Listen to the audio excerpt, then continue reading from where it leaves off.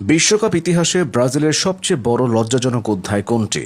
এক কথায় যে কেউ উত্তর দিবে জার্মানির বিপক্ষে 7-1 গোলে হারা সেই ম্যাচের কথা। জার্মানির কাছে ওই ম্যাচ হারার আগ পর্যন্ত বিশ্বকাপে ব্রাজিলের গায়ে এত বড় দাগ কোনোদিন পড়েনি। কিন্তু কি হয়েছিল সে ম্যাচে? নিজেদের ঘরের মাঠেই কেন এভাবে বিধ্বস্ত হয়েছিল ব্রাজিল? 2014 সালের 8 জুলাই বেলো হরিজেন্তের স্তাদিও মিনেইরাও ঘিরে সাজ সাজ রব। বিশ্বকাপের প্রথম সেমিফাইনালে মুখোমুখি ব্রাজিল জার্মানি। স্বাগতিক হওয়ায় সেদিন অনেকেই ব্রাজিলকে জার্মানির চেয়ে এগিয়ে রেখেছিল। তার উপর ঘরের মাঠে প্রতিযোগিতামূলক ম্যাচে তখন 39 বছর ধরে অপরাজিত ব্রাজিল। ফলে ব্রাজিলের আত্মবিশ্বাসের পারদটা ছিল উপরের দিকে। তবে সংশয়ও কম ছিল না। বিশেষ করে নেইমার ও থিয়াগো সিলভাবিহীন ব্রাজিল আদৌ জার্মান চ্যালেঞ্জ মোকাবেলা করতে পারবে কিনা তা নিয়ে ভয় ছিল অনেক ব্রাজিল সমর্থকেরই। রেফারি ম্যাচ শুরুর বাঁশি বাজানোর আগে থেকেই 58,000-এর বেশি দর্শকের চিৎকারে প্রকম্পিত হয়ে উঠেছিল গোটা স্টেডিয়াম। প্রথম কয়েক মিনিট দুই দলে খেলেছে সমানে সমানে। ব্রাজিল চেষ্টা করছিল আক্রমণে ওঠার, কিন্তু 11 মিনিটে জার্মানি পেয়ে যায় প্রথম গোল। কর্নার থেকে বল পেয়ে জার্মানিকে এগিয়ে দেন টমাস মুলার। তখন পর্যন্ত সব স্বাভাবিকই মনে হচ্ছিল। শুরুতে গোল খেলেই তো আর সব শেষ নয়। ঘুরে দাঁড়ানোর জন্য ব্রাজিলের হাতে তখনও অনেক সময়। কিন্তু সব হিসাব নিকাশ, পরিসংখ্যান বা পরিকল্পনা ওলটপালট হয়ে যায় 23 থেকে 29 মিনিটের মধ্যে।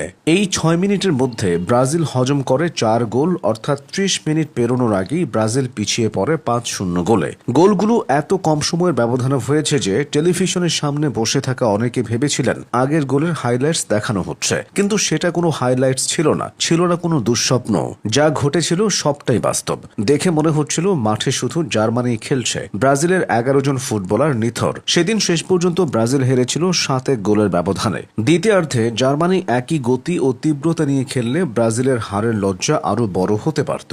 ম্যাচের পর জার্মান ডিফেন্ডার ম্যাট হুমেলস বলেছিলেন, আমরা দ্বিতীয় অর্ধে ব্রাজিলকে অসম্মান না করার সিদ্ধান্ত নিয়েছিলাম। ম্যাচের ফল ব্রাজিলকে তো বটেই, বিস্মিত করেছিল জার্মান কোচ ইওয়াকিম লোফকেও। আর Brazil coach Luiz Felipe Scolari ওই দিনটাকে তার জীবনের সবচেয়ে খারাপ দিন বলে উল্লেখ করেছিলেন। ব্রাজিলের 2002 বিশ্বকাপ জয়ের এই নায়ক সেদিন হয়ে যান খলনায়ক। ম্যাচ শেষে কাঁদতে কাঁদতে জাতির উদ্দেশ্যে ক্ষমা চেয়েছিলেন অধিনায়ক ডেভিড লুইস।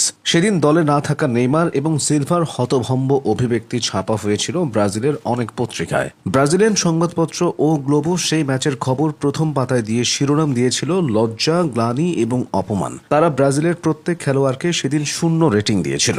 ব্রাজিলিয়ান স্ট্রাইকার ফ্রেডের বাড়ি ছিল বেলো হরিজেন্তে এলাকাতেই। ম্যাচ শেষে তিনি বলেছিলেন, ম্যাচ শেষ হওয়ার পর আমি একটা গর্তে লুকিয়ে যেতে চেয়েছিলাম, যেখান থেকে আর কখনোই ফিরে আসতে হবে না। সেই হারের যন্ত্রণা খুব কাছ থেকে যিনি উপলব্ধি করেছিলেন তিনি গোলরক্ষক হুলিও সিজার। তাকে ফাঁকি দিয়েই একে একে 7 বার বল জড়িয়েছিল জালে। সিজারের ক্যারিয়ারটা বেশ সমৃদ্ধ, অথচ তাকে মানুষ মনে রেখেছে সেই একটা দিনের জন্য। অনেকদিন পর সিজার বলেছিলেন, এখন যখন আমি শুয়ে থাকি অনিবার্যভাবে ম্যাচটি নিয়ে চিন্তা করি। আমি কল্পনা করি সেই দিনটির কথা, বহু বছর পর যেদিন সংবাদ মাধ্যমে ঘোষণা হবে হুলিও সিজার 7 গোল খাওয়া গোলরক্ষক প্রাণ হারিয়েছেন। সিজারের এই অনুভূতি প্রত্যেকটা ব্রাজিল সমর্থকের অনুভূতি। সেই সেমিফাইনাল ছিল ব্রাজিল ফুটবলের সবচেয়ে বড় ট্র্যাজেডি।